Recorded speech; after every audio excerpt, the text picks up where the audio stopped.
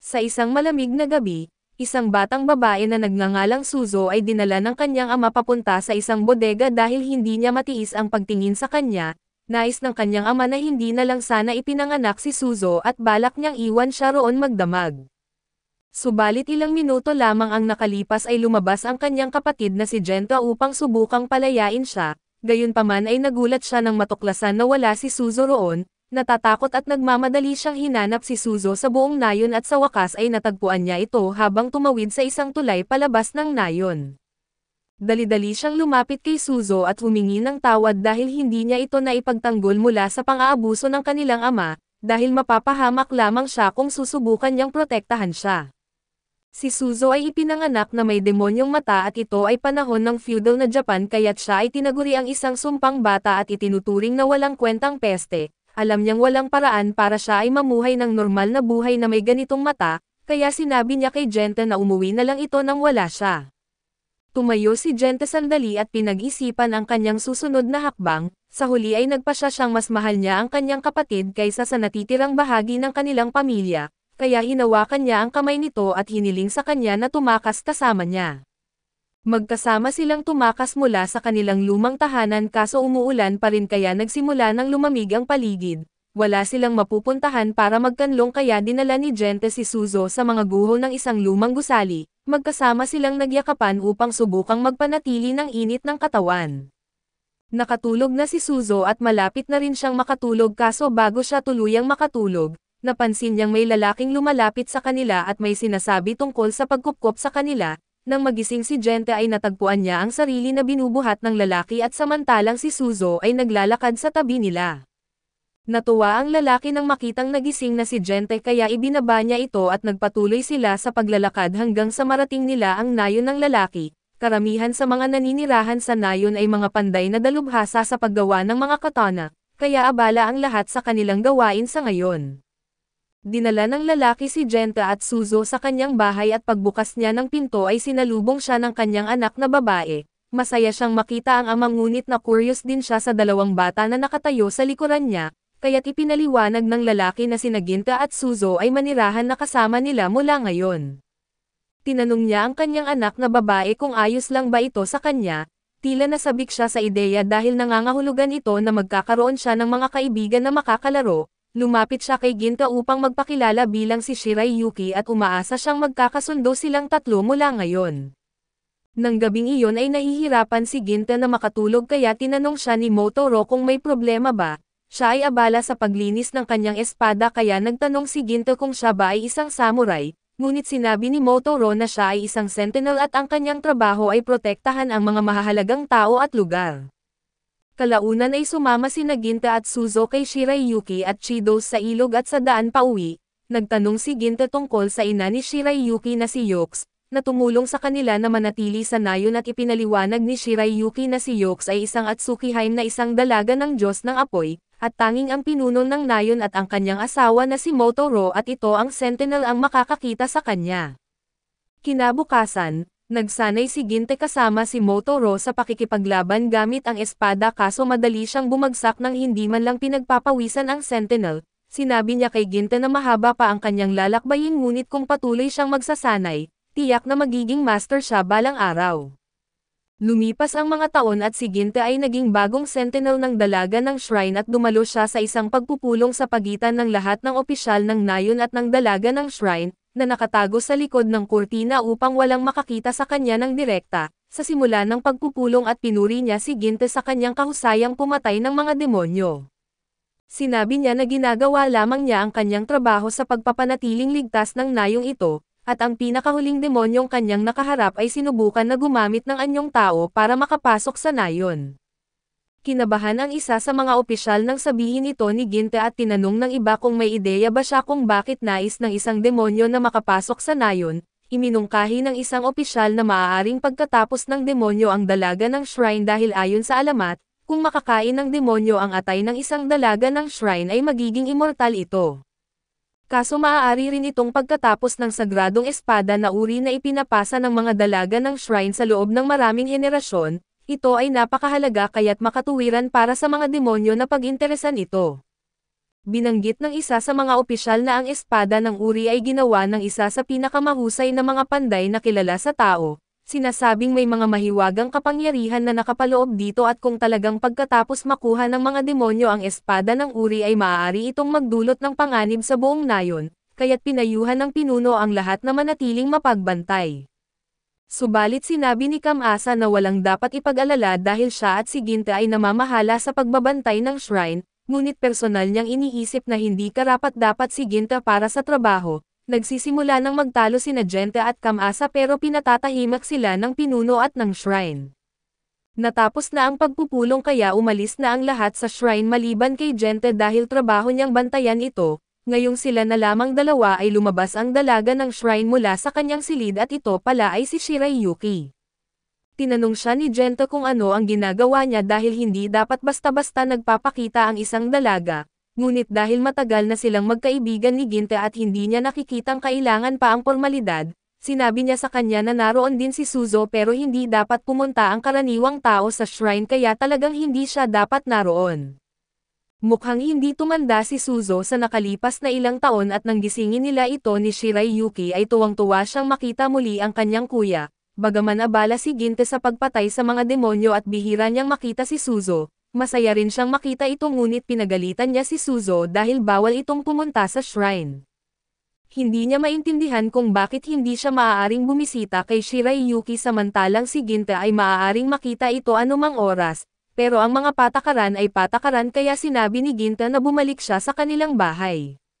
Matapos umalis si Suzo ay bumalik ang pinuno sa shrine at may mahalaga siyang kailangang pag-usapan kay Shirayuki kaya hiniling niya kay Ginta na bigyan sila ng privacy. Sa una ay tumanggi si Ginta dahil tungkulin niya bilang sentinel ni Shirayuki na lagi siyang nasa tabi nito. Kaso binanggit ni Shirayuki kay Ginta na maaari siyang magpahinga sa araw na iyon kaya't sa huli ay pumayag siya at umuwi muna. Samantala sa labas ng nayon ay may dalawang demonyo ang nakatutok kay Suzo dahil sa kanyang demonyong mata. Nang gabing iyon ay palihim na lumabas si Shirayuki mula sa shrine at nakipagkita kay Ginta dahil may mahalaga siyang gustong sabihin. Nang kausapin siya ng pinuno kanina at binanggit nito sa kanya na dapat siyang magtuon sa pagkakaroon ng tagapagmana upang palitan siya sakaling mapatay siya ng mga demonyo, bagamat tila morbid na tama ang pinuno kaya kailangan ng mag-asawa ni Shirayuki. Napagpasyahan na siya ay ikakasal kay Kamasa na pangunahin na dahil siya ang anak ng pinuno at siya ang magiging bagong pinuno ng nayon, hindi sigurado si Ginta kung ano ang dapat niyang maramdaman tungkol sa balita, at hindi rin masaya si Shirayuki dito. Inamin niya na siya ay umiibig kay Ginta at sa totoo lang ay palihim siyang lumabas dito na may balak na hilingin kay Ginta na tumakas sila at magsimula ng bagong buhay, ngunit alam niyang hindi pumayag si Ginta dito dahil siya ay nagsumpa na protektahan ang nayong ito at nag-ensayo ng maraming taon upang maging sapat na malakas para ipagtanggol ito, at ganoon din si Shirayuki nang siya ay maging dalaga ng shrine ng nayon. Kung tatakas sila ngayon ito ay magiging insulto sa lahat ng kanilang pinaghirapan. Lumipas ang mas maraming oras at muling tinawag si Ginta sa isang pagpupulong kung saan siya ay inabisuhan tungkol sa isang pagkakakitaan ng demonyo sa kagubatan, siya ay inatasan na patayin ang demonyo kaya naghanda siyang umalis kaagad.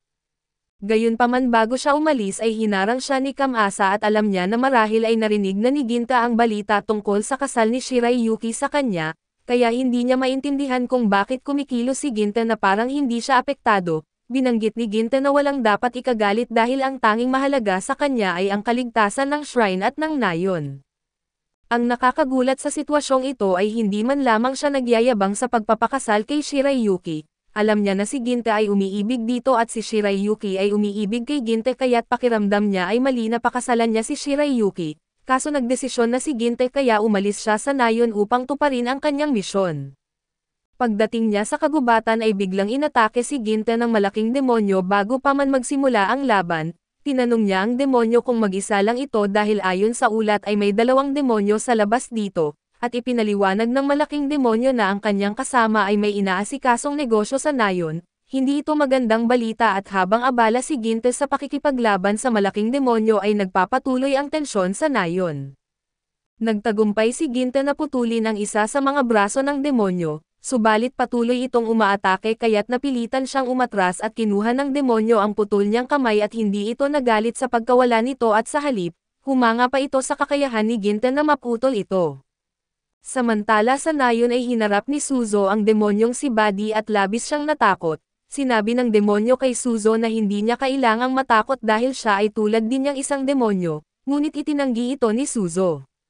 Napagtanto ng demonyo na ang pagmamahal ni Suzo kay Ginta ay maaaring pumipigil sa kanya na maging ganap na demonyo. Nakita niya itong masyadong nakakabigat dahil si Ginta ay tila nagbibigay kay Suzo ng walang tigil na pagmamahal at pag-aalaga, na ginagawa siyang mabuting tao. Sa kabila ng papuri ng demonyo kay Ginta ay tumanggi siya sa alok nito na gamitin ang kanyang mga kapangyarihan upang tumulong sa kanya, dahil may panganib na masaktan nila si Ginta at hindi ito maitanggi ng demonyong babae, kaya't sinubukan niyang gamitin ang ibang paraan upang kumbansihin si Suzo at ipinakita sa kanya ang isang pangitain. Ang pangitain ay nagpakita kay Shirayuki na nag-aalis ng damit at naghahanda na kumuha ng backshots sa shrine, na ikinasukan ni Suzo na hindi dahil sa backshots mismo kundi dahil hindi si Ginta ang nagbibigay nito. Tinanong ni Suzo sa demonyo kung totoo ba ang nakita niya, kaya't ipinaliwanag ng demonyo na ang kanyang kakayahan ay nagpapahintulot sa kanya na makakita sa hinaharap at makapagbahagi rin ng mga pangitain ng hinaharap sa iba, na katulad ng nakita ni Suzo. Ngunit kung hindi pa rin naniniwala si Suzo ay handa ang demonyo na dalhin siya sa shrine sa mismong oras na iyon upang makita ito ng personal, samantala ay patuloy ang laban ni Ginta sa malaking demonyo at bago magpatuloy ang laban, nais malaman ni Ginta kung bakit umaatake ang mga demonyo sa mga tao sa unang lugar. Ipinaliwanag ng demonyo na ito lamang ang layunin nito sa buhay na di kinakailangang pumatay ng tao ang mga demonyo, ngunit bawat demonyo ay may kani-kanilang layuning dapat tuparin. Sa ngayon ang layunin ng malaking demonyo ay upang mapatagal ang laban dito. May kapangyarihan itong assimilation kung saan maaari niyang makuha ang mga kakayahan ng ibang mga demonyo sa pamamagitan ng pagkain sa kanila, na nagpapahintulot din sa kanya na baguhin ang kanyang katawan sa kanyang kagustuhan. Hindi maaaring mag-atubili si Ginta dito kaya sumugod siya upang patayin si Bulk minsan at para sa lahat. Gayunpaman ay agad na naputol ang kanyang braso nang suntukin ito ni Bulk at nang subukan niyang hiwain ang leeg nito, pero dinurog niya ito ng kanyang mga ngipin.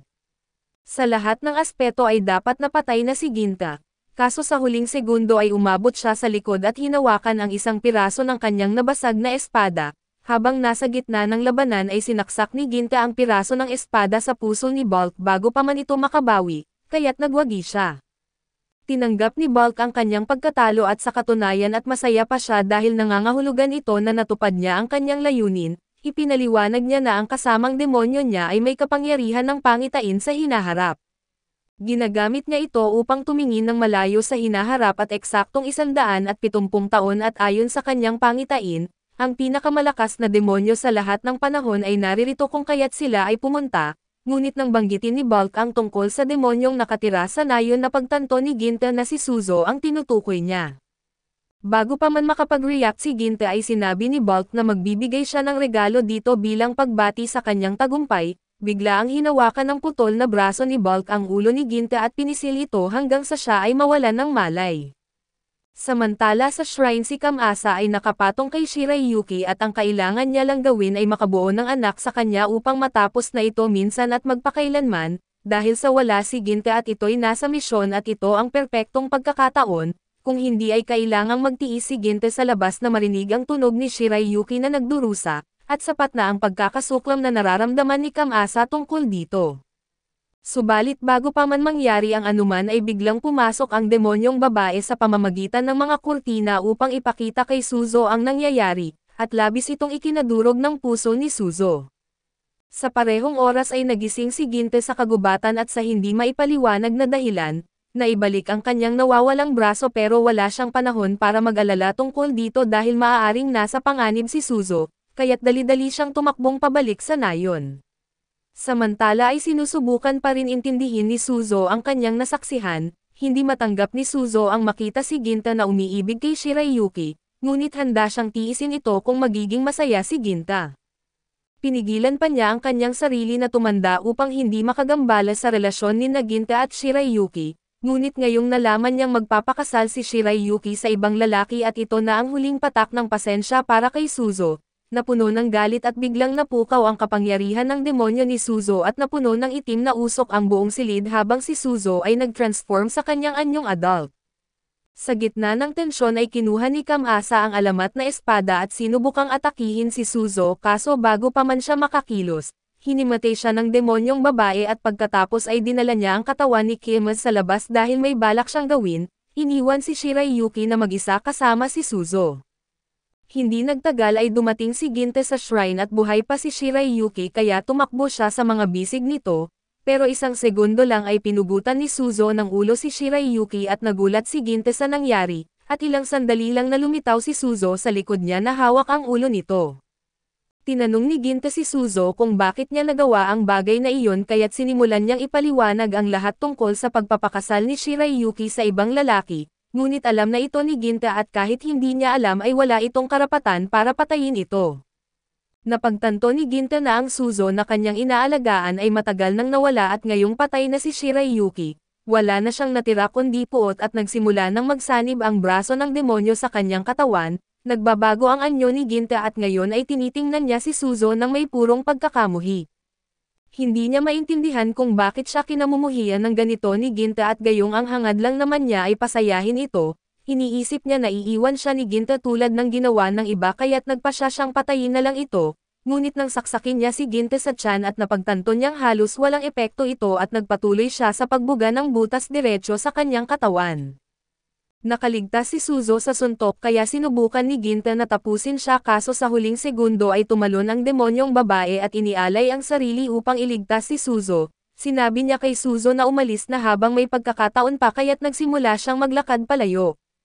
Pero bago siya umalis ay binanggit ni Suzo kay Ginte na wala na siyang natitira sa mundong ito kaya gaano man katagal, sisiguraduhin niyang wawasakin niya ang lahat at sa huling araw, babalik siya upang patayin siya dahil sa pagtataksil. Noong 1850s ay nakilala na si Ginte, na ngayon ay tinatawag ng Ginga bilang isang mahusay na demon hunter. Isang araw ay ipinatawag siya ng isang mayamang lalaki para sa isang espesyal na misyon. Ipinakilala ng lalaki si Ginga sa kanyang katulong na si Zinji at sinabi sa kanya na maaari siyang magtanong kay Zinji para sa karagdagang detalye tungkol sa trabaho. Pagkatapos noon ay umalis na ang lalaki sa silid at bumati si Zinji kay Ginga at tinanong kung gaano nakarami ang alam niya. Ikinwento ng lalaki kay Ginga ang tungkol sa kanyang pinakamamahal na anak na si Natsu at kung paano niya gustong protektahan ito mula sa isang demonyo na kamakailan lang ay lumitaw. Pero may kaunting dagdag pa pala sa kwento at sa madaling sabi ay magiging bodyguard si Ginga ni Natsu. Simula nang mag 13 years old si Natsu ay binanggit niyang lagi siyang may naririnig na demonyo sa labas ng kanyang kwarto. Paulit-ulit na binanggit ng demonyo ang mga katagang ibalik mo sa akin ang aking anak. Kaya naman takot na takot si Natsu na baka dukutin siya ng demonyo, habang pinag-uusapan siya ay biglang pumasok si Natsu sa silid na galit at hinahanap si Zinji. Napansin niya si Ginga na nakaupo roon at inisip agad na siya ang bodyguard na sinabi ng kanyang ama na kukunin niya, pero nang magpakilala si Ginga ay pinutol agad siya ni Natsu at ayaw niyang may kinalaman sa kanya at sinabi niyang umalis na agad dahil halata raw na isa lamang siyang manloloko na nagkukunwaring isang demon slayer. Sinubukan ni Zinji na kumbansihin si Natsu na si Ginga ay isang tunay na demon slayer dahil nagpakahirap ang kanyang ama para hanapin ito, pero tumanggi si Natsu na makinig at iginiit na palayasin ni Zinji si Ginga. Kinagabihan ay nagising pa rin si Natsu sa kanyang kama dahil natatakot siya na baka bumalik ang demonyo. Dumating si Zinji at naupo sa labas ng kanyang pintuan para mapakalma siya at mas mabuti sana kung nandoon si Ginga. Pero dahil pinalayas siya ni Natsu si Zinji na lang ang kailangang gumanap bilang kanyang bodyguard. Hindi sigurado si Zinji kung gaano siya kaimportante sa laban kontra demonyo kaso para mapakalma si Natsu, nangako siya na magbabantay siya hanggang umaga para makatulog siya. Masaya si Natsu na may nagbabantay sa kanya pero nalungkot siya nang marinig na nagdududa pa rin si Zinji kung may demonyo talaga. Ganon din kasi ang ginawa ng kanyang ama kaya raw siguro kumuha pa ito ng isang nakakahinalang samurai para pumatay ng demonyo. Hindi rin sigurado si Zinji kung naniniwala ang ama ni Natsu sa mga demonyo, pero tiyak niyang seryoso itong pinuprotektahan si Natsu at mahal na mahal siya ng ama niya kahit hindi sila magkadugo. Biglang narinig ni Natsu muli ang tinig ng demonyo at kinilabutan siya. Nagmakaawa siya kay Zinji na tulungan siya pero halos kasing laki rin ng takot niya ang nararamdaman ni Zinji. Nang makita ni Zinji ang demonyo ay sinabi niya kay Natsu na manatili ito sa kanyang kwarto habang siya ang bahala, kahit hindi niya alam kung paano tatalunan ang nilalang na iyon. Bago pa man siya maabot ng demonyo at biglang naputol ang braso nito, si Ginga pala ang dumating. Tinanong muna ni Ginga ang demonyo kung sino ito, pero nang hindi ito sumagot, pinutol niya ito sa kalahati gamit ang isang iglap ng kanyang espada. Bumagsak ang demonyo sa sahig at naging itim na usok, kaya't ligtas na muna sina Zenji at Natsu. Napansin ni Natsu na si Ginga ang samurai na pinalayas niya kanina at humarap si Ginga sa kanya at tinanong kung iniisip pa rin ba niya na siya ay isang scam artist. Tinanong naman ni Natsu kung patay na ba ang demonyo, pero ang pagpatay sa demonyo ay hindi ganoon kadali. Sa mundo ng Genius Experience, ang isang demonyo ay tunay lamang na namamatay kapag nagiging puting usok ito, dahil naging itim ang usok ng demonyo ay tiyak na babalik pa ito. Kinabukasan ng umaga ay formal na nagpasalamat si Zenji kay Ginga sa pagsasagip sa kanila kagabi, at dahil babalik pa ang demonyo, nakiusap si Zenji kay Ginga na manatili pa ng isa pang gabi. Pumayag si Ginga at sinabi niyang ikalulugod niya ang tumulong, pero may ilang tanong lang siya tungkol kay Natsu. Mula nang marinig niya ang sinabi ng demonyo na ibalik mo sa akin ang aking anak, naging curious siya kung may kwento sa likod noon at ipinaliwanag ni Zenji na ang tunay na magulang ni Natsu ay bahagi ng pinalawak na pamilya ng boss, pero matagal nang pumanaw ang mga ito.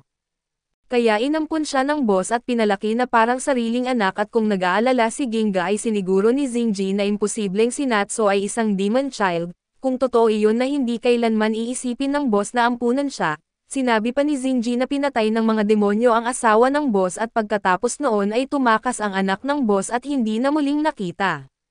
Dahil dito ay sinisisi ng boss ang lahat ng nangyari sa kanyang pamilya sa mga demonyo, kaya't galit na galit siya sa lahat ng klase ng demonyo. At kinagabihan habang naghahapunan si Natsu at ang kanyang ama, tinanong siya nito kung maayos ba ang lahat kasama ang kanyang bagong bodyguard.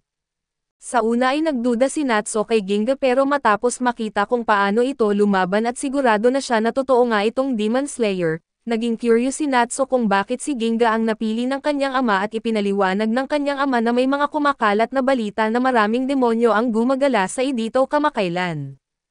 Kasabay nito ay may mga bulong-bulungan din tungkol sa isang lalaki na kayang pumatay ng kahit anong demonyo sa isang hampas ng espada. Basta't nababayaran siya at personal na sinisiyasat ng kanyang ama ang mga balitang ito, kaya alam niyang walang mas hihigit pa sa pagkuha kay Ginga bilang bodyguard ni Natsu. Masaya si Natsu nang marinig niya na seryoso talaga ang kanyang ama sa pagtanggap ng kanyang mga reklamo tungkol sa demonyo, dahil ang pagmamahal ng kanyang ama ang pinakamahalaga sa kanya. Simula nang ampunan siya ng kanyang ama at naging masaya na si Natsu. Pero sa kabila ng lahat ay palagi pa ring pinapahirapan si Natsu ng masasamang chismis na pinapakalat ng mga tao tungkol sa kanya.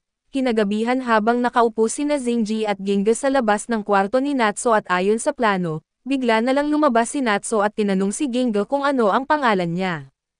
Hindi niya kasi pinayagan si Ginga na magpakilala noon at ngayon, dahil mataas ang tingin ng kanyang ama kay Ginga, ay napagdesisyonan ni Natsu na magtiwala na rin sa kanya.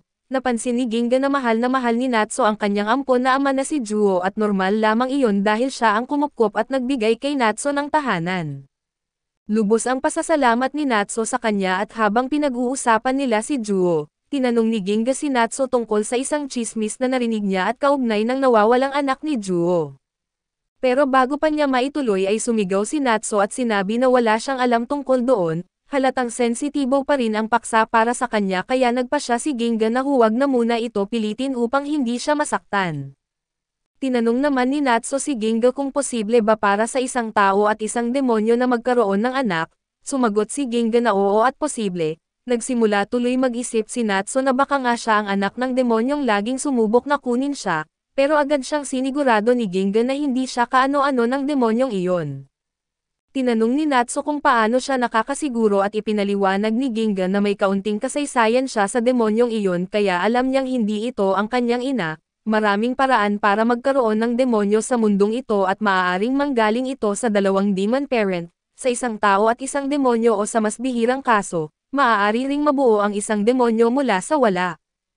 Ang mga ganitong klase ng demonyo ay nabubuo mula sa matinding emosyon, lalo na sa negatibong damdamin, at kapag ang mga negatibong emosyon ay nagsama-sama sa isang tao, maaari itong makabuo ng isang demonyo na tulad ng nilalang na ito. Biglang nanlumo si Natsu nang muling makita ang demonyo at kalma namang lumapit si Ginga at tinanong ang demonyo kung ano ang pangalan nito. pero mukhang hindi matalino ang demonyo para maintindihan ang sinasabi ni Ginga at agad itong sumugod sa kanya. Pinalo lang ito ni Ginga sa mukha at ipinapadapa sa lupa at sumigaw si Zingjie kay Ginga na pabilisin na ang pagpatay sa demonyo, pero sinabi ni Ginga na kung papatayin niya agad ang demonyo at babalik lang ito. Tinanong siya ni Natsu kung bakit kaya't ipinaliwanag ni Ginga na ang kanyang mga emosyon ang lumikha sa demonyong ito. Lumabas ang demonyo bilang tugon sa paniniwala ni Natsu na kung gagawa siya ng gulo na mas pagbibigyan siya ng pansin ng kanyang ama. Sa una ay ayaw maniwala ni Natsu pero habang pinapaliwanag ni Ginga at napagtanto niyang may katwiran ang lahat ng sinasabi nito.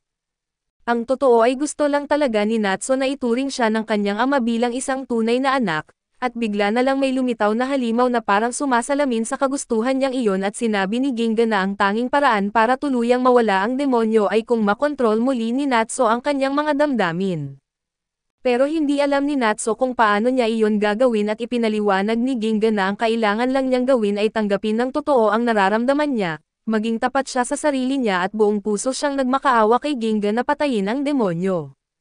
Nag-isip si Natsu sandali at napagtanto niya na ang tanging gusto niya lang naman ay mahalin siya ni Juho bilang isang tunay na anak, pero inisip niya noon na hindi siya mahal ng ganung paraan kaya naniwala siyang kung aatakehin siya ng isang demonyo, baka doon siya mas bigyang pansin.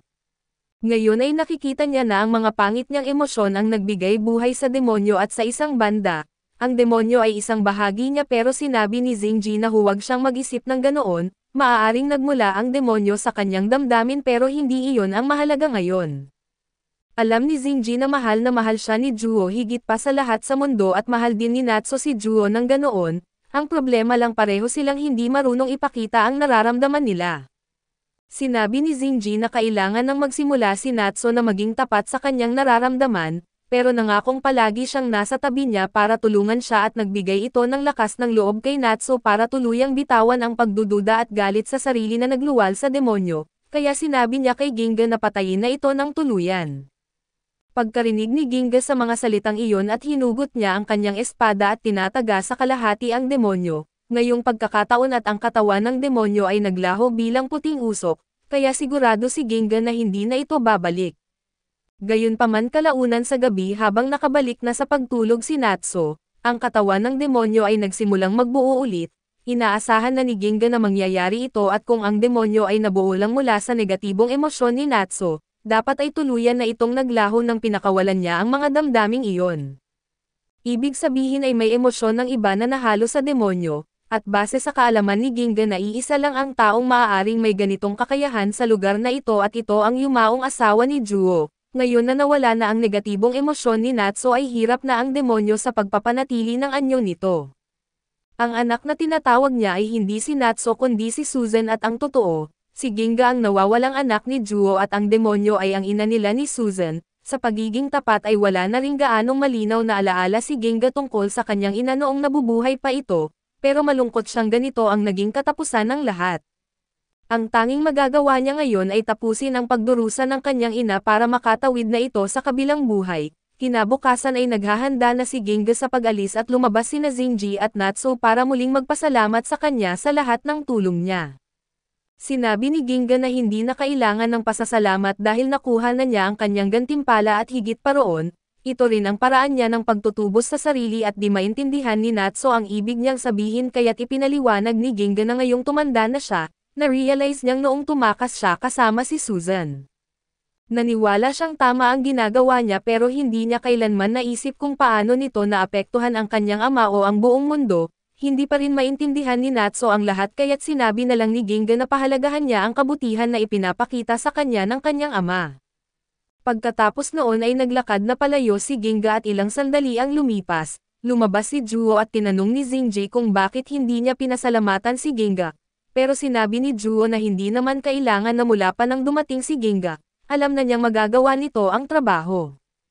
Nagtaka si Zingjie kung bakit ganoon ang tiwala ni Juho sa isang random demon slayer, pero sinabi ni Juho na normal lang para sa isang magulang na magtiwala sa sariling anak, hindi pa rin na-figure out ni na Zingjie at Natsu na si Ginga ay anak pala ni Juho at wala rin naman balak si Juho na ipaliwanag ito, kaya sinabihan na lang niya si Zingjie na bumalik sa trabaho kung ayaw nitong madamot.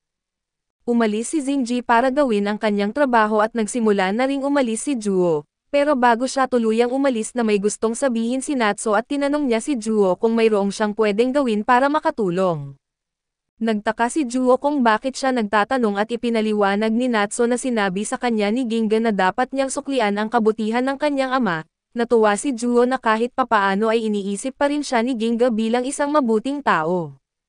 Subalit sinabi niya kay Natsu na hindi niya kailangang mag-alala sa pagbabayad ng utang na loob. Ang pinakamagandang paraan para mapasaya ng isang anak ang magulang ay ang mabuhay ng mahaba at masaya.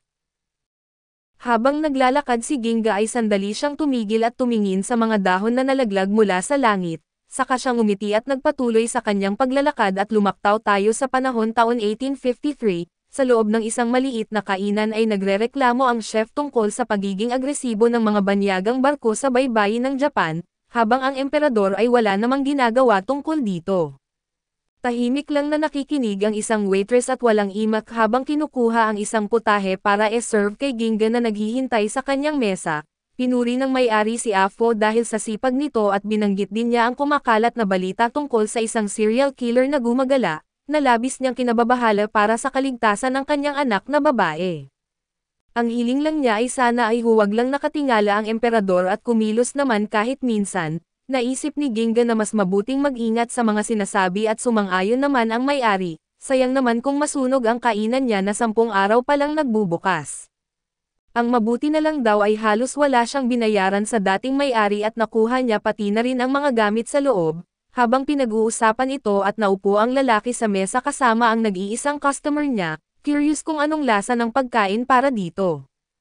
Halos wala kasing pumapasok sa kanilang kainan pero si Ginga ay 5 araw nang sunod-sunod na bumabalik. Binalaan ni Afo ang kanyang ama na baka matakot ang tanging suki nila, pero hindi naman nakita ng chef na may mali sa kanyang sinabi.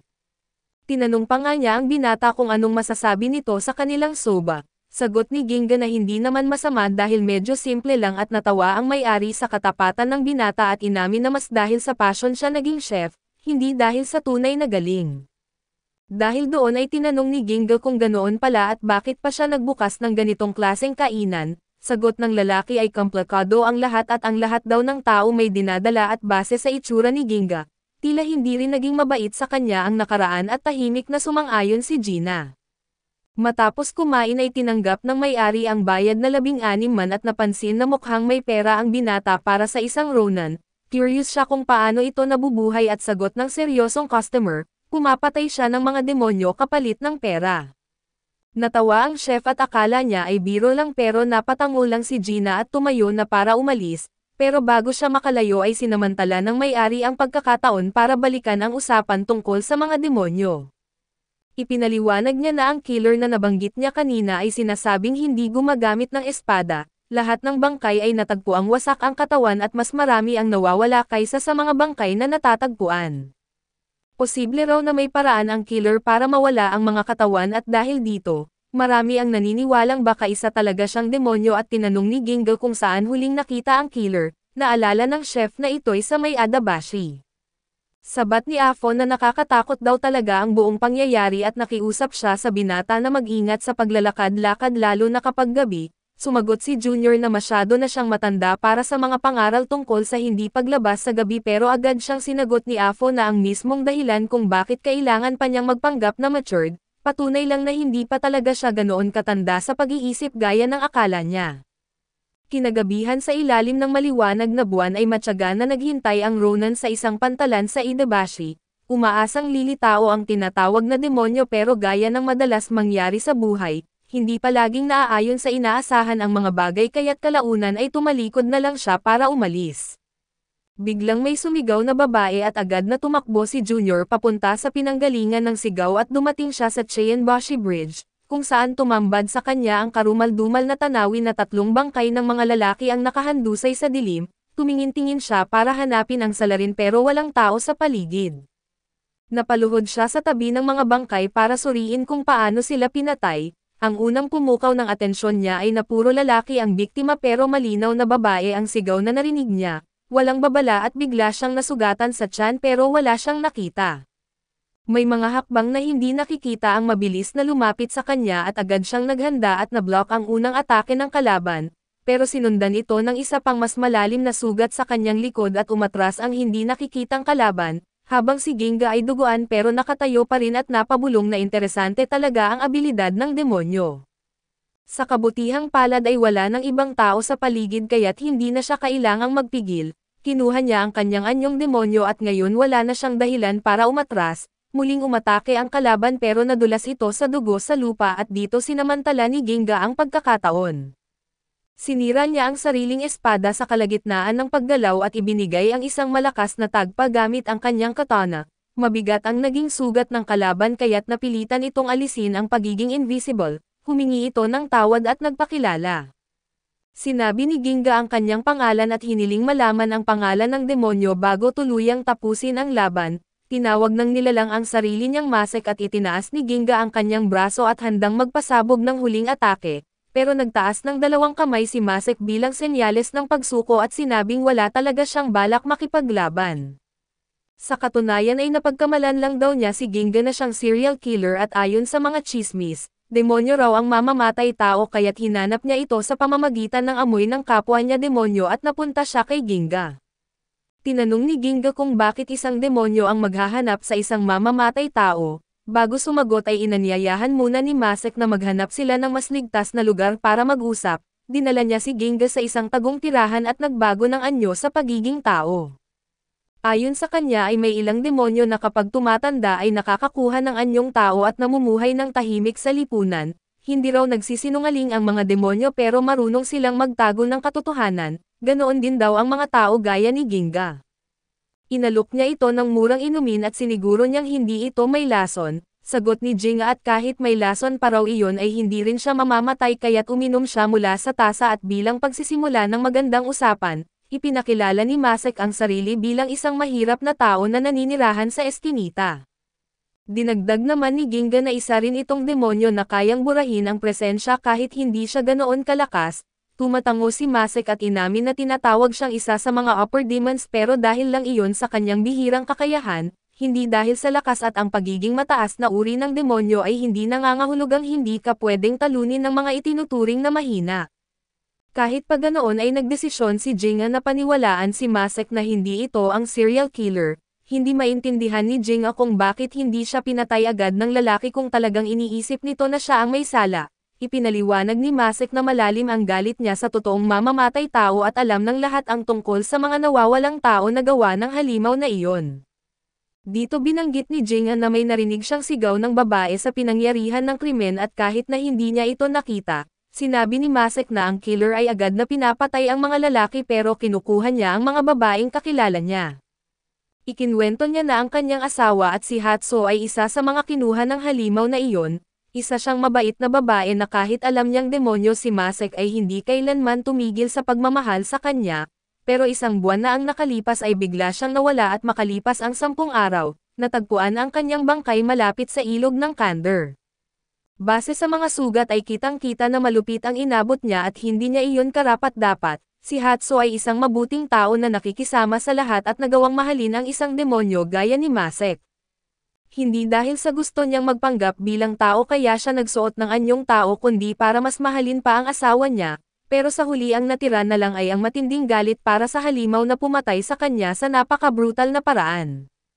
Dahil dito ay gusto ni Masek na siya mismo ang pumatay sa mamamatay tao bilang paghihiganti, kaya nakiusap siya kay Ginga na huwag nang makialam at siya raw ang tatapos sa kriminal na iyon gamit ang sarili niyang espada. Pero tumanggi si Ginga na ang pumatay ng mga demonyo ang kabuhayan niya, nang napagtanto ni Masek na hindi na mapipigilan si Gina at iminungkahi niyang maghiwalay sila at hanapin ang kriminal sa magkaibang bahagi ng lungsod, habang patuloy na nagbabahaginan ng anumang impormasyon. Ang hiling lang niya sana raw ay hayaan siya ni Gina na siya ang tumapos sa lahat. Tinanong ni Gina kung ang paghihiganti ba talaga ang gusto ni Masek dahil sa pagdududa sa motibo nito kundi dahil kahit demonyo man o tao ang kriminal, hindi mababago ang bigat ng konsensyang dadalhin ni Masek habang buhay. Simple lang ang tugon ni Masek na isang bagay na kilala sa mga demonyo at hindi sila nagsisinungaling, kahit sa kapwa nila at sa puntong iyon ay nagsimula na silang magtulungan sa investigasyon, hindi na sila nagsayang ng oras at araw-araw silang lumalabas para humanap ng sagot anumang pwedeng magdala sa kanila sa totoong may sala. Pero sa kabila ng lahat ng pagsisikap nila at lumipas ang panahon at wala pa rin silang natuklasan tungkol sa mamamatay tao, matapos ang isang mahabang gabi ng walang tigil na paghahanap ay napagdesisyonan nilang magpahinga muna at bumalik sa tahanan ni Masek. Habang umiinom sila ng alak ay tinanong ng may-ari kung bakit pinapatay ni Ginga ang kapwa niya demonyo. Sagot ni Ginga, simple lang, dahil sa pera at kaunti na lang ang mga tao sa bansa na hindi galit sa mga demonyo at handang magbayad ng malaki para ipapatay ang mga ito. Alam ni Masek na ang taong ito ay hindi gumagawa ng kahit ano nang walang mabigat na dahilan, hindi raw niya huhusgahan ang intensyon ni Ginga lalo na habang iniinom nila ang alak na binili gamit ang maruming pera ng lalaki. Pero may nangyaring hindi inaasahan si Ginga, o mas tamang sabihin ang dating Genta ay napatawa sa biro. Tinanong ni Masek kung may iba pa bang dahilan sa likod ng ginagawa niya at ipinaliwanag ng Ronan na ginagawa niya ito para sa kapangyarihan. Ginawa na raw niyang layunin sa buhay na pigilan ang isang partikular na demonyo. Tinanong ni Masek kung ang ibig sabihin ba ng pigilan ay patayin at sagot ni Ginga na dati siyang tao. Pero nang mapanood niyang pinatay ng demonyo ang babaeng minahal niya, doon siya nagbago at simula noon ang pagpatay sa mga demonyong nagbabanta sa tao ay tila naging likas na lang sa kanya. Pero hindi pa rin niya diretsyong sinagot ang tanong, kaya't muling kinulit siya ni Masek na talaga bang balak niya talagang patayin ang halimaw na iyon. Biglang bumalik sa isipan ni Ginga ang alaala ng araw na magkasama sila ng kapatid niyang babae sa dambana. Sabi niya na hindi siya magpapasya hanggat hindi muling nagtapat ang kanilang mga landas, pero anuman ang mangyari ay kakailanganin niya ng kapangyarihan. Pagkatapos niyang magbukas ng damdamin at binalik ni Ginga ang tanong kung ano naman ang gagawin ni Masek pagkatapos niyang makabawi para sa asawa niya at diretsahan ang kanyang sagot na wala. Isa pa sa mga dahilan kung bakit pinili niyang mamuhay bilang tao ay dahil ayaw niya sa karahasan, ayaw niyang maging target ng mga tao at ayaw rin niyang lumaban sa kapwa niyang demonyo. Ang tanging gusto niya ay ang mamuhay ng tahimik, at dahil hindi na niya ito magagawa kasama si Hatso, umaasa siyang makakahanap siya ng kapayapaan sa pagtanggap na mag-isa na lang niya tatahakin ang daan na ito, kahit kailanman ay hindi mawawala si Hatso sa kanyang isipan. Habang naantig sa mga salitang iyon at naalala ni Junior ang sinabi noon ni Masek na hindi siya ang tipo ng taong gumagawa ng bagay ng walang dahilan, pero baka mali si Masek sa pagtingin sa kanya, at dahil ang totoo si Ginga ay tuluyan ng nilamon ng galit sa sarili niyang kapatid. Kinabukasan ay bumalik ang dating bantay ng Kadono Village sa paborito niyang soba spot. Tinatanong ni Afo kung nahuli na ba niya ang kriminal, pero hindi maalala ni Ginga kung kailan niya sinabi na may hinahabol siya. Sagot ni Afo ay nahahalata lang niya dahil sinabi ni Ginga na ang trabaho niya ay pumatay ng mga demonyo. Napakamot si Ginga at inamin na hindi pa siya sinuswerte nitong mga araw, at biniro naman siya ng chef na mahirap ang buhay ngayon para sa lahat. Binago ni Ginga ang usapan at sinabi na isang waitress na kasing bait ni Afo dapat ay dinudumog ng mga customer. Sayang nga lang at parang kapos sa oras at pera ang mga tao sa Ido. Biglang sumingit ang ama ni Afo at tinanong kung seryoso ba si Junior sa sinabing magaling ang anak niya. Sagot niya ay malamang 8 sa 10 tao ay magsasabi ng pareho, at tuwang-tuwa ang ama at sinubukan na iurong si Gina patungo sa kanyang anak. Sabi pa niya na hindi pa yan nagkakaroon ng totoong relasyon sa buong buhay niya. Pero agad na nagsalita si Afo, sabi nito na balang araw ay aalis din siya at mamumuhay ng sarili niya, pero sa ngayon, gusto lang muna niyang manatiling anak ng kanyang ama. Humingi siya ng paumanhin kung naging awkward ang sitwasyon, pero binaliwala lang ito ni Gina. Sa katunayan ay tingin niya ay mabuting tao ang ama ni Afo, at dahil nandoon na rin ang usapan, maingat na tinanong ni Afo kung ganoon din ba ang tingin ni Gina sa kanyang sariling ama. Ipinaliwanag ng mandirigman na may nakababata siyang kapatid na babae na ang pangalan ay Susan. Madalas itong bugbugin ng kanilang ama at palagi nitong sinasabi na hindi siya tunay na bahagi ng pamilya, kaya isang araw, dinala ni Gina si Susan at tumakas sila palayo sa kanilang tahanan at mga bata pa lang sila noon. Tinanong ni Afo kung nagagalit ba siya sa kanyang ama at sagot niya ay hindi, at sa totoo lang, naiintindihan niya ang pinagdadaanan ng kanyang ama maliban sa isang bagay. Hindi palaging lumalabas ang mga bagay ayon sa gusto natin. Bago lumubog ang araw ay nagkita muli ang dalawang investigador para magpalitan ng impormasyon, pero hanggang ngayon bigo pa rin ang kanilang misyon at wala man lang kahit isang pahiwatig na makakatulong para matonten ang kriminal. Biglang may napansin si Masek at itinuro ito, at napansin ni Ginga na si Afo ay nasa kalsada pa sa ganoong oras. nag-aalaga ng mga halaman na ipinaliwanag niya sa kasama na isa lang itong kakilala mula sa kainan na madalas niyang puntahan. Sa totoo lang ay napagpasyahan ni Ginga na lapitan si Afo at binanggit ni Afo ang ganda raw ng buwan at tinanong kung mag-isa lang ba siya. Dito napansin ni Ginga na wala na sa tabi niya si Masek at bigla na lang may bumubulong sa tainga niya si Masek pala. Sinabing ginawa na niyang invisible ang sarili niya at ayaw raw niyang istorbohin ang binata sa paghatid sa dalaga pauwi. Ayaw nilang may masama na mangyari kay Afo. Nagkunwaring normal lang si Ginga at tinanong si Afo kung anong ginagawa niya sa kalsada sa ganoong oras ng gabi. Sagot niya ay lumabas lang siya para makita ang cherry blossoms at akala ni Ginga ay nakatayo siya sa harap ng isang puno ng willow, pero mahinahon na itinama siya ni Afo. Ang bulaklak na hawak niya ay ipinaliwanag niya na tinatawag na snow willow. Kapag bumubuka ang mga bulaklak nito at unti-unti silang nalaglag parang nyebe sa sanga ng willow tuwing taglamig at doon nakuha ang pangalan, pero hindi ito tunay na willow kasapi ito ng pamilya ng cherry blossom. Aminado si Ginga na hindi niya makita ang pagkakahawig ng mga cherry blossom na iginagaya ang hitsura ng isang willow, pero hindi talaga willow at kahit pamukha silang ganoon at sa huli ay baka hindi rin talaga sila alinman sa dalawa, sa kakaibang paraan ay naawa ang Ronan sa bulaklak.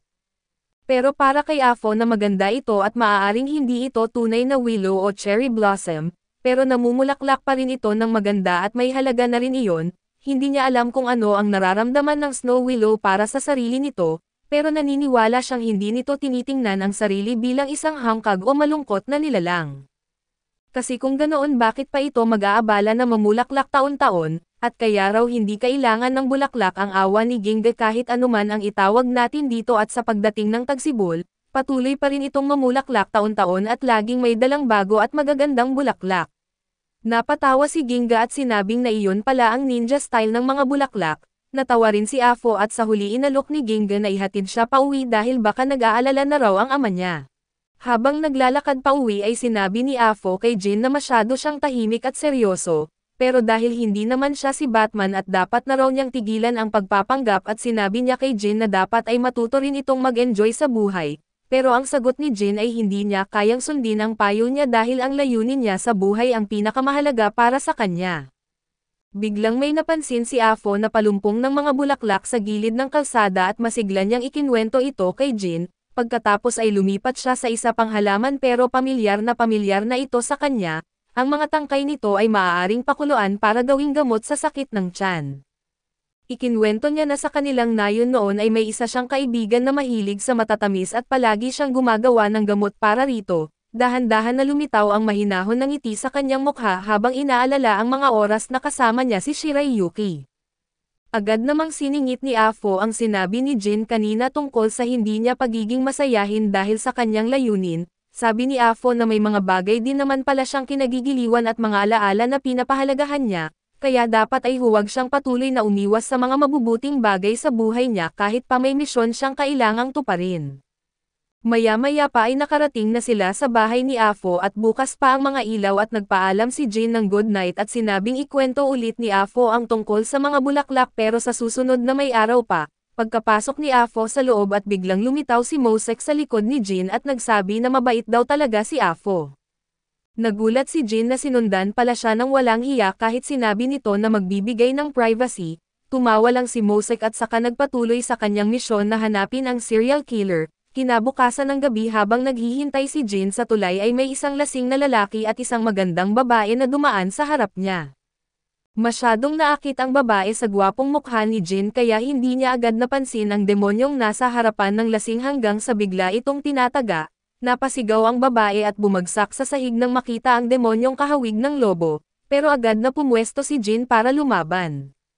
Sumugod ang demonyo sa kanya pero madaling naipagtanggol ni Jin ang sarili at naitulak ito sa gilid. Natataranta ang babae at nagtanong kung ano bang nangyayari, pero sinabi lang ni Jin na manahimik siya sa likod niya kung gusto niyang mabuhay. Muling umatake ang demonyo at hinarang ito ni Jin pero naitulak siya sa isang tabi. Sinamantala ito ng demonyo para atakehin ang babae pero sa kabutihang palad dumating si Mosek at nailigtas siya at mabilis namang umatake si Jin, pero hindi pa rin tumatagos ang kanyang espada sa makapal na balat ng demonyo kaya't tumalon ito sa ere at tumakas.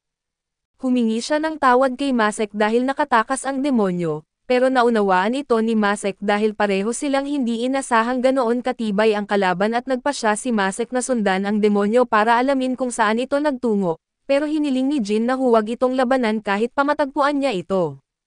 Bigla namang nagtaas ng kilay ang babae at binanggit kay Jin na dapat ay umasta naman siyang maginoo at tulungan siyang makakatayo.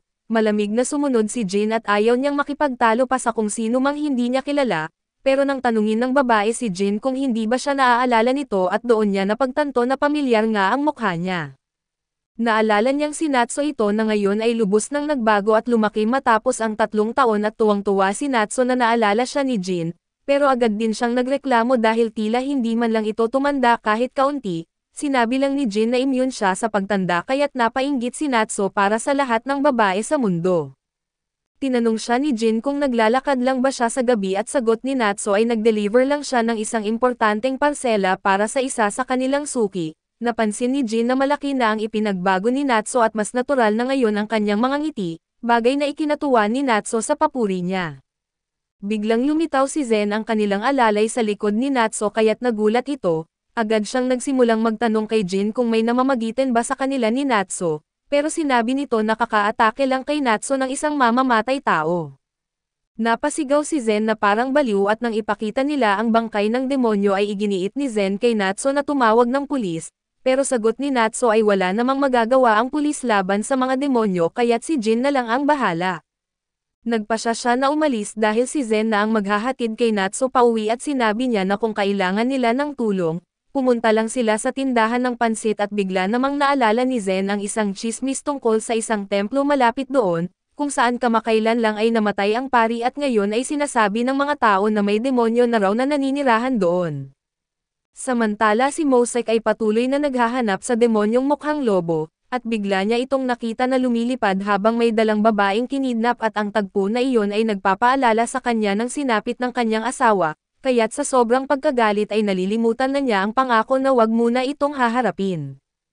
Buong puot niyang sinundan ang demonyo para patayin ito at nauwi siya sa parehong templong tinutukoy ni Zen, ginamit niya ang kanyang kapangyarihan para maging invisible at pumasok sa loob ng templo kung saan nakita niya ang demonyo habang kinakain ang babae. Hindi na iniinda ni Mosek ang anuman at gusto lang niyang makabawi, kaya sumugod siya at dala ang kanyang kutsilyo pero naramdaman ng demonyo ang intensyon niyang pumatay, kaya naunahan siya nitong saksakin at nilaslas ang tagiliran niya. Pagkatapos ay binaliwala siya ng demonyo at nagpatuloy sa pagkain ng biktima at habang nakahandusay at duguan, naramdaman ni Mosek ang kahinaan at kalungkutan at alam niyang mamamatay siyang hindi man lang nakakabawi. Ilang sandali pa ay dumating si Jin sa templo at agad siyang lumapit kay Mosek nang makita niya itong halos hindi na makagalaw.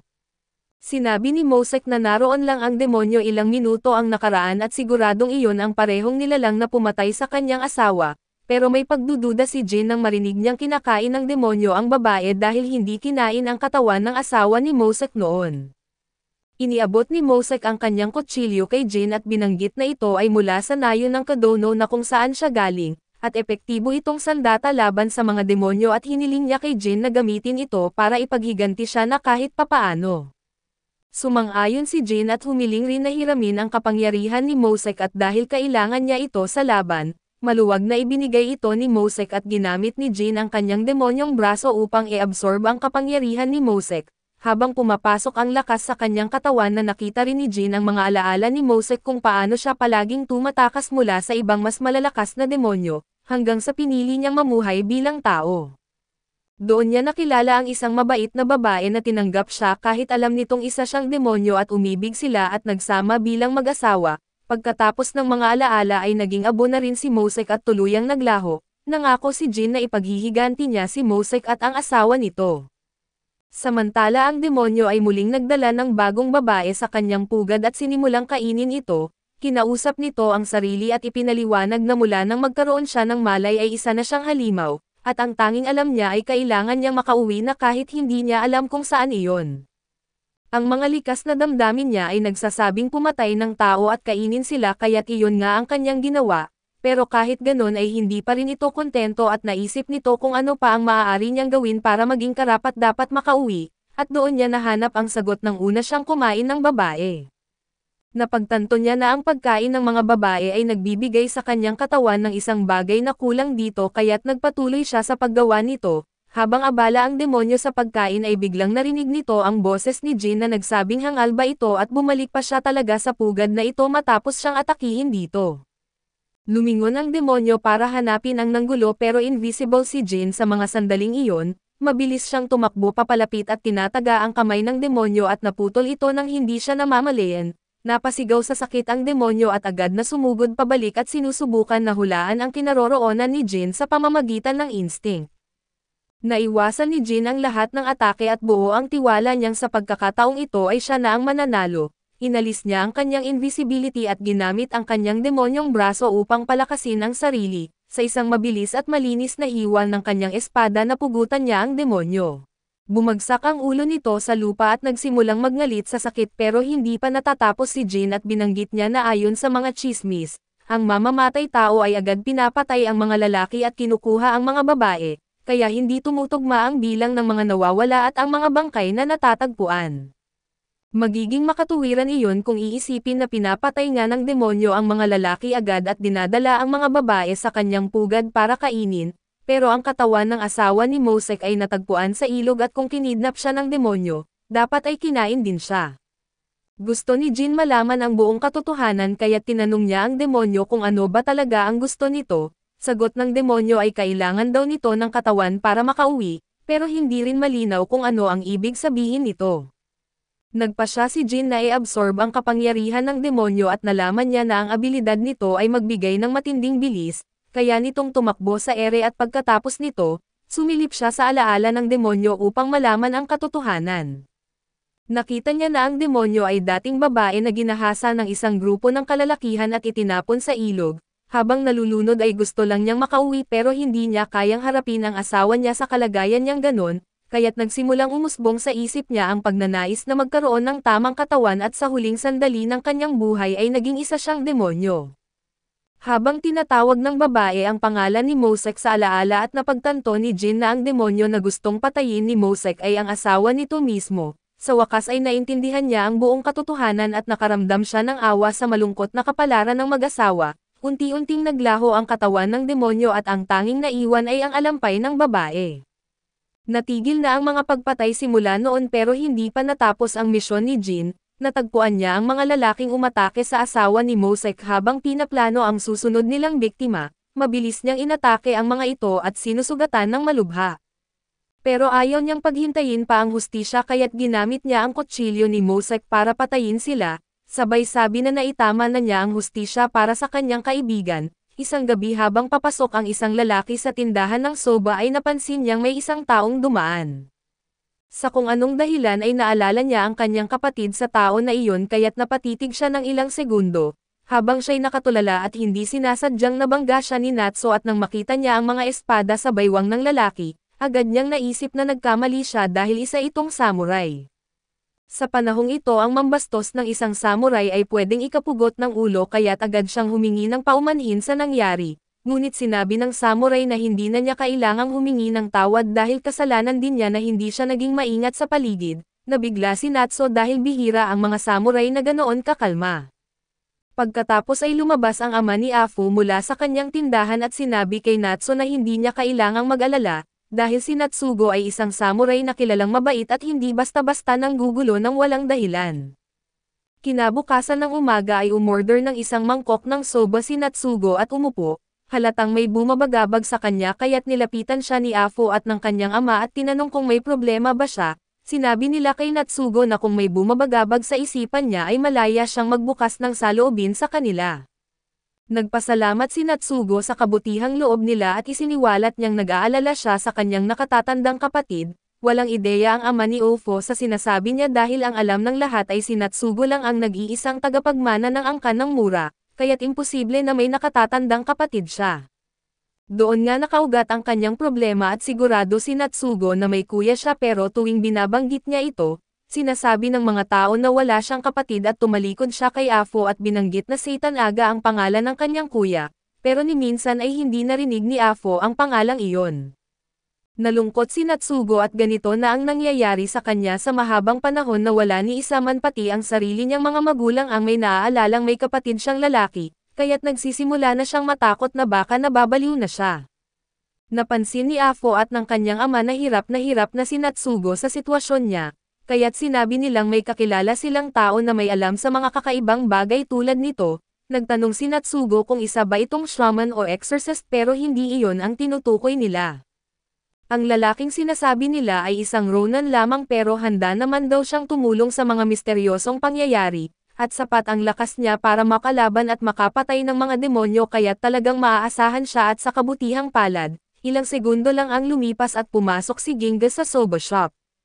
Sinabi niyang gusto niyang umorder ng isang mangkok ng soba kaya agad itong inihanda ng ama ni Afo. Pagkakuha ni Jin ng kanyang pagkain at tinanong siya ng ama ni Afo kung nagsisimula na ba siyang magustuhan ang pagkain doon. Pero sagot ni Jin ay simple pa rin at walang kakaiba pa rin ang soba at gayunpaman, aminado siyang ang simpleng lasa nito ay may kakaibang pakiramdam ng relief, kaya unti-unti na rin niya itong nagugustuhan. Matapos kumain si Jin ay lumapit si Afo at binigyan siya ng isang tasa ng tsaa dahil tinuturuan siya ni Afo ng tungkol sa mga bulaklak kamakailan. Agad niyang natukoy kung anong bulaklak ang ginamit para sa tsaa at talagang nagustuhan niya ito, pinuri rin niya si Afo sa husay nitong magserbisyo dahil malaki na ang ipinagbago nito. Pero bago pa sila makapagpatuloy ng usapan at sumisingit si Natsugo at humingi siya ng paumanhin sa pagputol ng usapan ni Jin at Afo, pero sinabi niyang nabalitaan niyang si Jin ay may alam sa mga misteryosong pangyayari, umaasa siyang matutulungan siya nito sa problema niya. Sa kasamaang palad, ibinunyag ni Jin na hindi siya makakatulong dahil ang tanging bagay lang na mahusay siya ay ang pagpatay ng mga demonyo, kaya kung walang kinalaman sa demonyo ang problema ni Natsugo wala siyang magagawa.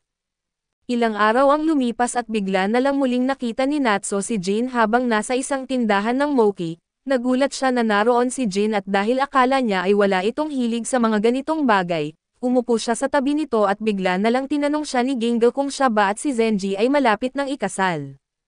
Gulat na gulat si Natsu sa tanong kaya muntik na siyang mabulunan sa kinakain niyang mochi at pagkakalma niya sa sarili, tinanong niya kung bakit naman naitanong iyon ni Jin at ipinaliwanag niya na curious lang siya. Sa edad na 16 na ay legal na para kay Natsu na mag-asawa sa panahong iyon kaya't inakala niyang baka gusto ni Juo na makapangasawa siya ng maaasahang lalaki gaya ni Zenji. Naiintindihan ni Natsu ang iniisip ni Jin pero sinigurado niyang hindi niya kayang pakasalan si Zenji. Hindi naman niya ito kinamumuhian pero matanda ito para sa kanya at itinuring na lang niyang parang kuya kaysa sa isang taong pwedeng mahalin, habang nasa paksa na rin sila at tinanong ni Natsu si Jin kung bakit hanggang ngayon ay wala pa rin siyang asawa. Pero napaisip siya na wala ngang masyadong babae ang gustong pakasalan ang isang tagapatay ng demonyo na walang siguradong kita. Sang-ayon si Natsu sa puntong iyon pero sinabi niya kay Jin na darating din ang panahon na kailangan niyang pag-isipang mag-settle down, dahil hindi siya habang buhay na bata.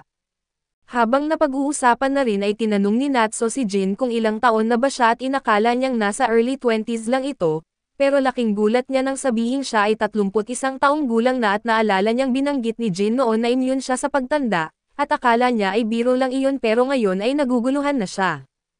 Hiniling niyang ibunyag ni Jin ang kanyang sikreto pero ayaw nitong sabihin ang totoo na isa siyang kalahating demonyo, kaya isang malabong sagot lang ang ibinigay niya at pagkatapos ay inilapag ni Jin ang bayad para sa mochi at tumayo, dahil kailangan na niyang manghuli ng mga demonyo. Tinanong ni Natsu kung bakit nga ba niya pinili ang ganitong buhay na gayong sa galing niyang gumamit ng espada, madali sana siyang makakuha ng mas matinong trabaho at hindi rin alam ni Jin ang tiyak na sagot. Pero ang tanging masasabi niya ay ito lang ang alam niyang paraan para makamit ang mga layunin niya. Sa totoo lang ay nakaramdam ng kaunting ginhawa si Natsu sa sagot ni Jin dahil sa sobrang seryoso nito, akala niya noon ay wala itong pakialam sa buhay pero ngayon ay alam na niyang isa rin pala itong normal na tao na may sariling layunin at mga pinagdadaanan. Kailangan na rin ni Natsu bumalik sa kanilang shop kaya't nagpaalam na siya kay Jin at pinaalalahanan siyang huwag masyadong magpaka-stress. Kinagabihan ay muling umalis si Natsugo para ipagpatuloy ang paghahanap sa kanyang nawawalang kapatid pero bago siya makaalis ng bahay ay pinigilan siya ng kanyang ina. Nababahala na raw ito sa inaasal ni Natsugo dahil ilang ulit na niyang sinasabing wala siyang kapatid, Pero malinaw pa rin kay Natsugo ang alaala ni Seitan Aga kaya sigurado siyang totoo ito at hindi siya titigil hanggat hindi niya ito natatagpuan. Sa panig ng kanyang ina ay pakiramdam niya ay sobra na ang ginagawa ni Natsugo lalo na't narinig niyang umaabot na ito hanggang sa mga slum at red light district kakahanap sa isang kapatid na ayon sa lahat ay hindi naman talaga umiiral. Unti-unti na raw nitong nasisira ang reputasyon ng kanilang pamilya at ipinapaalala ng kanyang ina na bilang tagapagmana ng angkan ng Mero, tungkulin niyang panatilihin ang kanyang dangal at tuparin ang kanyang mga responsibilidad, pero simula nang magumpisa siyang maghanap sa kapatid ay tuluyan na raw niyang pinabayaan ang lahat ng kanyang tungkulin. Sinagot siya ni Natsugo na babalik din siya sa kanyang mga responsibilidad pero pagkatapos lamang niyang mahanap ang kanyang kapatid, tumakbo na siya palabas ng bahay para hindi na makapagsalita pa ang kanyang ina. Habang tumatakbo siya sa lansangan ay bumalik sa isip niya ang isang alaala ng kanyang kapatid, gusto na talaga niyang makita ito muli pero wala na halos anumang bakas ng presensya ni Seitan Aga. Biglang lumitaw si Jin sa likuran ni Natsugo at tinanong kung patuloy pa rin ba itong naghahanap sa kanyang kapatid, agad niya itong nakilala mula sa soba shop at binanggit ni Jin na nagpasya na siyang imbestigahan ang problema ni Natsugo, kahit na hindi siya sigurado kung matatagpuan pa si Seitan Aga. Lubos ang pasasalamat ni Natsugo dahil sa tagal niyang naghahanap mag-isa at masaya na siyang may isang tao na handang tumulong sa kanya. Ang unang kailangan ni Jin ay malaman kung ano ang ginagawa ni Seitan Aga bago ito nawala. Inaya sana siya ni Natsugo sa kanilang bahay para doon na sila mag-usap pero naalala niyang naroon ang kanyang ina at tiyak na hindi nito magugustuhan na kumuha siya ng tulong mula kay Jin, kaya nagpasya silang magkita na lang muli sa soba shop pagkatapos ng oras ng operasyon.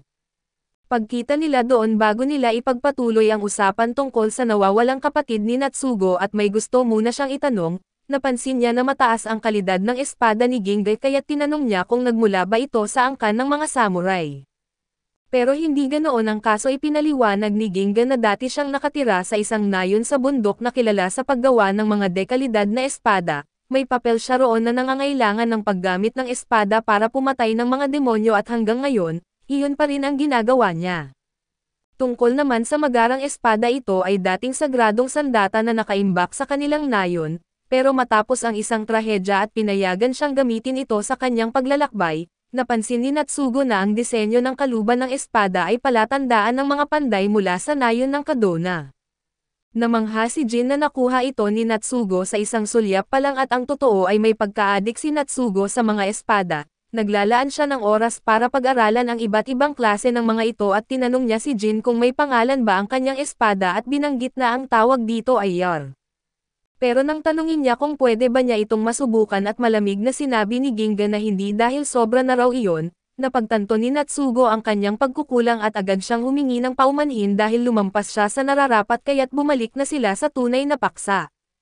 Katulad ng nauna niyang sinabi, nawala si Seitan Aga at kahit anong paghahanap ni Natsugo, wala siyang mahagilap na kahit anong lead at ang mas kakaiba pa, tila walang sino man ang nakakaalala na may tao na nagngangalang Seitan Aga.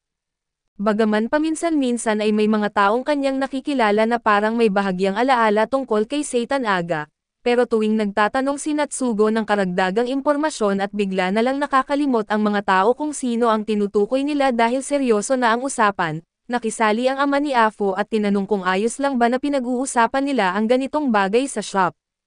Sinabi ni Gingai na ayos lang dahil bihira naman ang mga taong pumupunta sa tindahan na iyon at sa pagkakaalam niya, tunay na nag-aalala si Ofo at ang kanyang ama para kay Natsugo kaya't hindi naman problema kung makinig sila sa pag-uusap.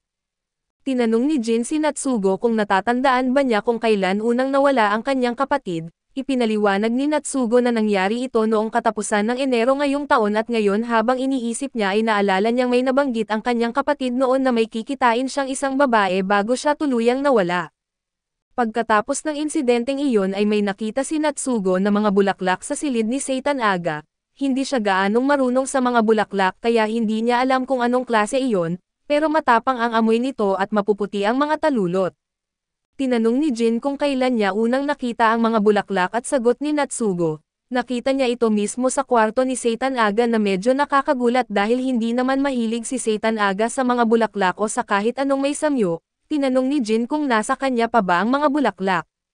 Sa kabutihang palad ay naisip ni Natsugo na i-preserve ang mga ito bilang ebidensya bago pa ito malanta. Magandang balita iyon pero dahil alam na ngayon ni Jin na may iniwang bulaklak si Satan Aga, lalo siyang nag-aalala kaya't kahit alam niyang baka tutol ang ina ni Natsugo kailangan niyang personal na magpunta sa bahay nila upang magsiyasat. Kinabukasan ay bumalik si Jin sa suo shop at ikinagulat niyang nandoon si Natsugo at gulat rin ang ama ni Afo sa pagkakasundo ni na Jin at Natsugo. Kaya biro niya kay Afo dapat ay magpursige na siya bago makuha ng iba si Jin na hindi naman naintindihan ni Afo kung anong ibig niyang sabihin. Bigla namang tinanong ni Jin si Ofo kung gaano ba siya kalapit kay Natsugo at sagot ni Afo, hindi naman sila ganoong kalapit pero madalas silang mag-usap tuwing bumibisita ito sa shop, kung ilalarawan niya ito at masasabi niyang isa itong mabait na ginoo bagamat binanggit ng ama niya na medyo sumasaya si Natsugo tuwing napag-uusapan ang tungkol sa mga espada. Sa usapang espada ay may gustong ibigay ang ama ni Afo kay Jin at inilabas niya ang isang samurai at inaabot ito kay Ginga. Agad namang tinanong ni Ofo ang kanyang ama kung paano siya nakakuha ng ganito, dahil karaniwan ay mga samurai lang ang may ganito. Ipinaliwanag ng ama niya na bigay ito sa kanya ni Natsugo noon, pero gusto niyang ibigay ito kay Jin ngayon at tangkang tumanggi si Jin dahil hindi naman talaga iyon para sa kanya. Pero iginiit ng ama ni Afo na wala namang silbi ang isang tulad niyang tindero ng soba na magtago pa ng gamit ng samurai. Mukhang taos-puso ang kagustuhan niyang ibigay iyon kay Jin kaya't kalaunan ay tinanggap din ito sa kanya, kaso may isa pang mahalagang bagay na gusto niyang pag-usapan at humarap siya kay Afo at tinanong kung ang mga bulaklak na may puting talulot at dilaw na gitna ay maaaring masira at sagot ni Afo na posible iyon. Lalong nag-alala si Jin dahil kung daffodil nga ang mga bulaklak na naiwan sa kwarto ni Satan Aga, mas lalo pang magugulo ang sitwasyon. Pagbalik kasama si Jin ay pumasok siya sa bahay kasama ang batang si Miuna at magalang siyang binati ng kanyang ina, hanggang sa punto na napaluhod ito sa harap ng ating bida at pagdating sa silid ni Natsugo ay ipinakita niya ang bulaklak. Kumpirmado ni Jin na mga narciso iyon, gayunpaman ay mas maliit ang mga ito kaysa sa inaasahan kaya't hiniling niya na pumunta si Natsugo sa kwarto ng kanyang kapatid at bagamat nagtataka ay sumunod si Natsugo, habang ang ating bida ay palihim siyang sinundan gamit ang kanyang kakayahang maging invisible. Pagpasok sa kwarto ng kanyang kapatid at nakalanghap ng kakaibang halimuyak si Miura at agad siyang nahilo habang naririnig ang awit ng isang bata. Unti-unti ay nagkaroon siya ng bisyon kung saan may isang batang babae na nawalan ng pamilya sa isang sunog. Pagkatapos ng trahedya ay nalaman ng bata na isa pala siyang demonyo at lumipas ang mga taon sa buhay ng bata. Sa kanyang pagtanda ay bumalik siya sa lugar at pumasok siya sa isang bahay at may halong inggit na pinanood ang isang batang masaya kasama ang kanyang pamilya. Pinananabikan ang ganong klaseng masasayang alaala. Inilabas niya ang kanyang mga matang demonyo at sumigaw na gusto niyang bumalik sa kung ano siya dati at sa sandaling iyon, nabuhay ang ilusyon kung saan naglalaro siya at pinagmamasdan siya ng kanyang mga magulang at kasabay nito, nagbalik sa malay si Natsugo at lumabas sa bisyon na gulong-gulo kung ano ang nangyari. Dito niya narinig ang boses ni Jin at binanggit niya na tila pumasok sila sa isang lugar na konektado sa silid ng kanyang kapatid at sa mismong sandaling iyon, nakita rin nila ang ilusyon kung saan sinusubukan na alagaan ng kapatid ni Naogo ang batang babae at hiniling nito sa kanya na lisanin ang lugar upang maging mag-ama sila. Ngunit tumanggi ang bata dahil hindi pa rin niya nakakalimutan ang kanyang mga magulang at para sa kanya ay mabilis lumipas ang mga taon, at nang siya'y tumanda na nagpasya siyang umalis at tinanong ni Natsugo ang bata kung nasaan ang kanyang kapatid, ngunit ang tanging sagot niya ay wala na ito rito. Idinagdag pa niya na sa lugar na ito ay mas mabilis ang paglipas ng oras kaysa sa tunay na mundo, sinabi rin niya na ang kapangyarihan niya ay pagiging isang mangangarap, na nagpapahintulot sa kanya na maging kahit ano. Walang totoo kaso ang totoo ay kaya niyang likhain ang hardin ng kaligayahan mula sa kanyang nakaraan, inihayag niya na ang lalaking iyon ay ginugol ang buong buhay niya sa pagsubok na likhain ang isang espesyal na lugar para sa kanya at ngayon, siya naman ang may oras na tuparin ito.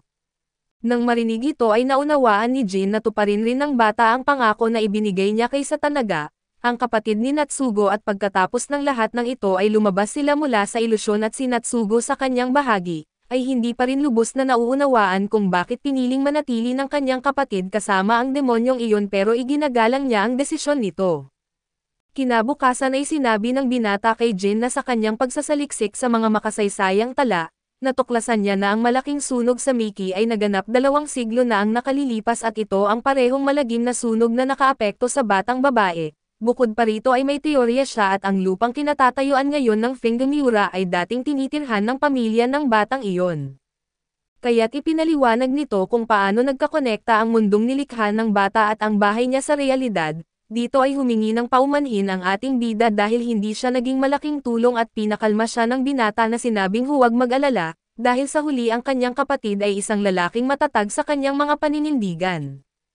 Pagkasabi nito ay nagpaalam siya dahil malapit na siyang mahuli sa kanyang mga tungkulin at dito siya pinigilan ni Afo, at binigyang diin na ang kanyang kapatid ay isang kahangahangang tao, sapagkat kahit walang nakakaalala sa kanya ay isinugal niya ang lahat para mailigtas ang isang batang nangangailangan ng tulong.